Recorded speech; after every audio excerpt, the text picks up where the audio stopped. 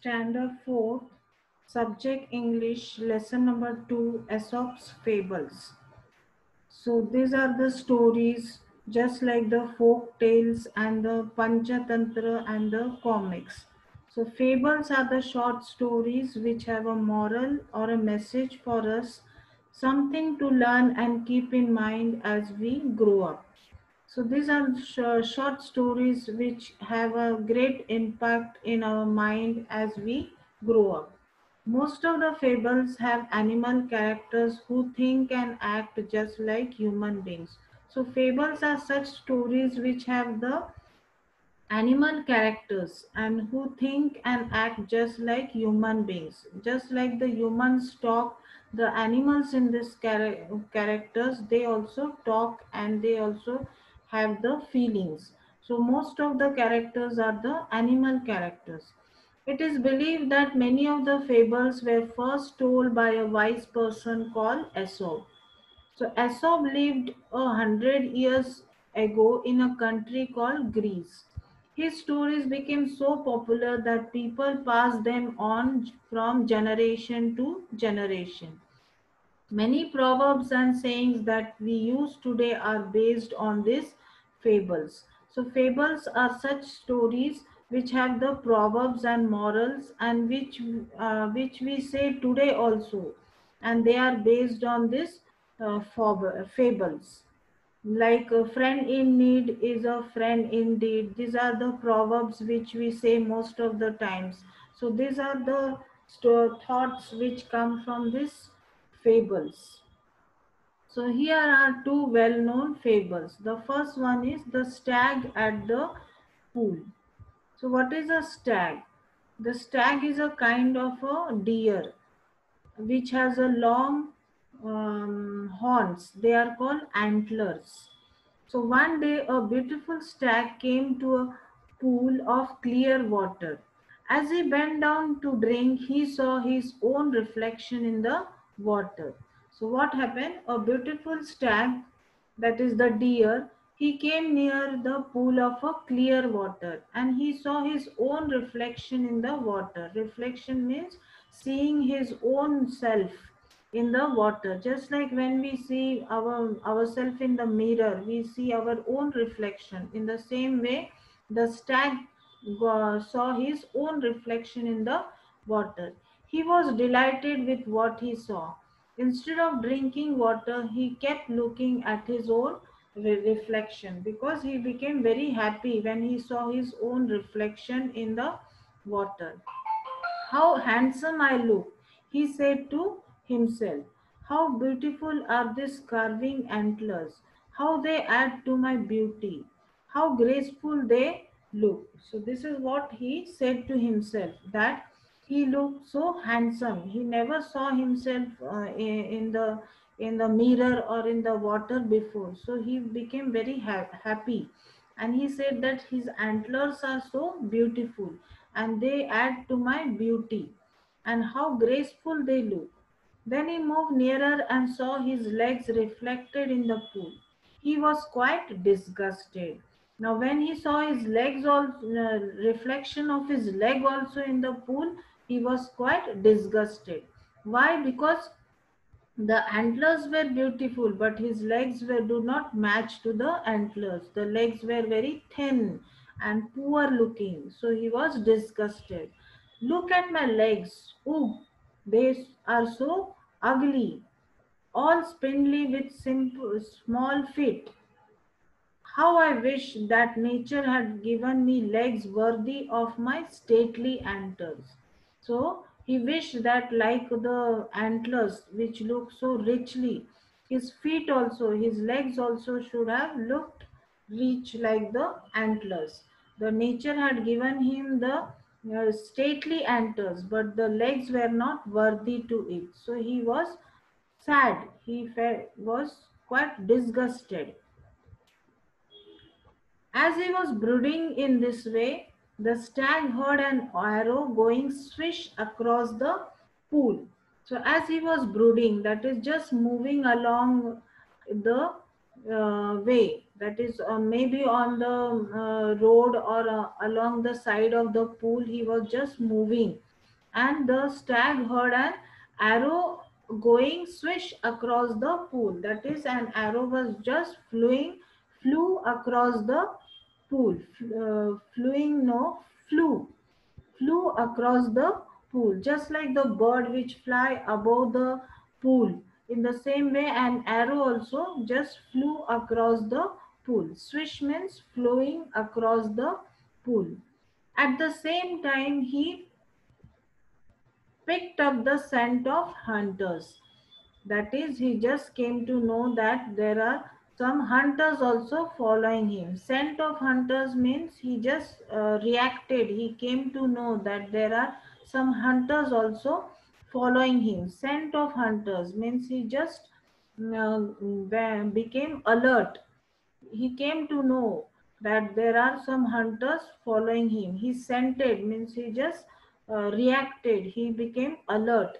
Just like the dogs also, they become alert when they see a thief. In the same way, the stag also picked up the scent of the hunters. That is, he became alert that the hunters are following him. With a quick turn, he bounded away. Means he made a slowly a turn and bounded away. That is moving fast with a great leap. His legs carried him swiftly into the forest. So he ran fast, swiftly into the forest. The hunters were hot on his trail, but they were no match for his speed. The hunters were hot. That is, the hunters wanted to catch him, hunt him. So they were hot. They were following his trail, that is, following his path where he was running. They were following him. Trail means the path on which direction he ran away. They were hot on his trail, means they were fiercely following the path on which the stag was running. But they were no match for his speed, means they could not catch him. They were no match for his speed because the stag ran very swiftly than the hunters. Soon the stag left the hunters far behind. So the stag left the hunters far behind. He was running very swiftly and the hunters were left far behind him. Safe and out of the hunter's reach, the stag slowed down. So when the stag came to know that the hunters are no longer following him, the stag slowed his speed of running. He was now running slowly. Suddenly, without realizing it, he walked into a thicket. So when he slowed his speed, he came to know that he is in the thicket, that is in the thick forest. He walked into a thick forest. There were trees with strong branches growing close together, and alas, the same antlers of which he was so proud got caught in the thick growth. So, when he was walking in the thick forest, what happened? The same antlers, the antlers which he was saying, the stately antlers, they were caught in the branches of the tree. So the stag's antler was caught in the branches of the trees. You can see here the antlers were stuck in the branches of the tree. The stag tried to shake himself free, but the more he struggled, the more entangled his antlers got in the branches. So the stag's antler got more stuck in the branches. As he tried to free himself, the more he tried to free himself, the more he got stuck in the branches. More entangled means more stuck, more stuck in his antlers in the branches. Entangle means more stuck. Once again, the stag could hear the hunters drawing close and grew afraid. Now, again, once again, he came to know that the hunters are still following him. Drawing close means they are coming near to him. And he grew afraid. He became afraid now because he came to know that the hunters are coming closer to him. At last, with great difficulty, he managed to free his antlers and bounded away.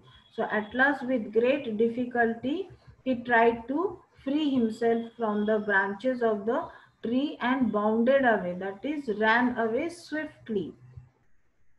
I realize now that my ugly feet saved my life. I was so proud of these handsome antlers, but they would have been the cause of my death. So now the stag realized that he was so much proud of the antlers, but the antlers were only the cause of his death.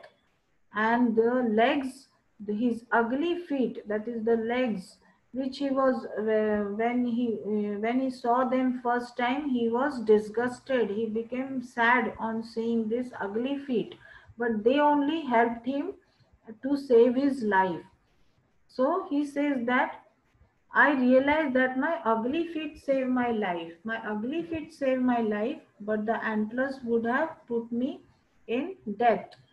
So the moral of the lesson is, moral of this short story is, very often we dislike the very things that are more useful to us. So what happens in our life, that we sometimes the things which we don't like, we dislike it, we do not take care of those things, and those things only become more useful to us.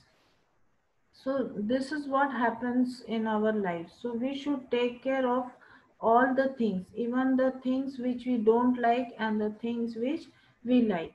So the things which we dislike very sometimes are more useful to us. This is the message of this story, the stag at the pool. The next fable story is the dog in the manger. Now, once a dog was looking for a nice and comfortable place to lie down. He came to the manger of an ox and jumped into the hay to rest. So, this was a dog who was tired of moving here and there, and so when he saw this manger, that is the open box of kept in the cattle shed, in which the fodder or the hay for this cattle are kept, this was kept here, and it was open, and the dog, when it saw it, the manger, he immediately climbed on it and he was resting on this manger. It was the manger of the ox. The ox was going to be feeded on this manger, that is, all the hay was put in this manger, an open box. Manger means an open box kept in the cattle shed. It was a very hot afternoon. After a while, the ox returned from the field. So, after a very hard work, the ox has returned from the field. He had worked hard in the hot sun and was now quite hungry. He stood in his stall and was planning to eat the hay that was put in the manger for him. So the ox was now searching for the food, and he saw that there was a manger put for him, and there was hay in it, which he was going to have it, as he was very hungry. However, when he reached for the hay, the dog saw him. So the dog was now sleeping on this manger. So when the dog saw the ox standing in the manger, he began to bark loudly at the ox. Now, standing in the manger, the dog began to bark loudly at the ox. Each time that the ox came near the hay, the dog snarled, barked, and snapped at the ox, because the dog thought this ox is going to harm him. So the dog began to snarl. Snarl means growling, and bark. Barking and snap means just trying to stop the ox from eating the hay. He would not allow the ox to eat his hay.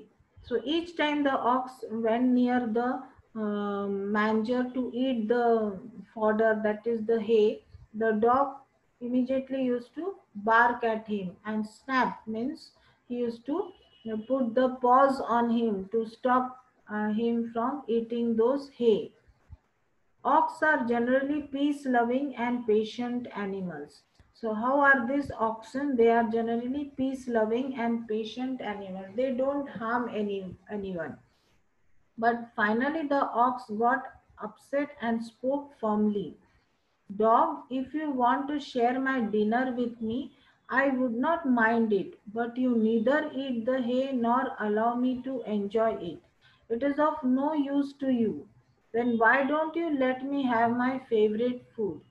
So now the ox is asking the dog that you are not sharing the dinner with me, and neither you are eating the hay, and not allowing me also to have the hay to enjoy the food. So it is of, and if it is of no use to you, then why don't you allow me to have my favorite food? Now this hay is the favorite food for the ox, but the dog does not eat like this food. So dog is not enjoying this food, but he is not allowing the ox also to have the food. So the ox is asking him, why don't you let me have my favorite food? Now dog doesn't know that the food, this is the favorite food of the ox. So it is just not allowing the ox to come near the manger, and that's why it is barking at him and snapping at him. But when the ox tell him that why don't you allow me to have my favorite food? So dog is unknowingly just barking at the ox. So this was the what is the message from this? Don't begrudge others what you don't enjoy yourself. So don't be begrudge means don't make others don't make others unhappy. If you don't enjoy yourself, why you are making others unhappy? So you should not make others unhappy when you don't enjoy. Well, what you don't enjoy yourself. When you don't enjoy yourself, you should not make others unhappy. That is the message of this short story, The Dog in the Manger. Don't begrudge others what you don't enjoy yourself. The things which you don't enjoy yourself, you should allow others to enjoy. Why you are stopping them from enjoying it? So this is the message of the story, The Dog in the Manger. So these are the two fable stories. The first one is The Stag in the Pool, and the next one is The Dog in the Manger. Thank you for watching.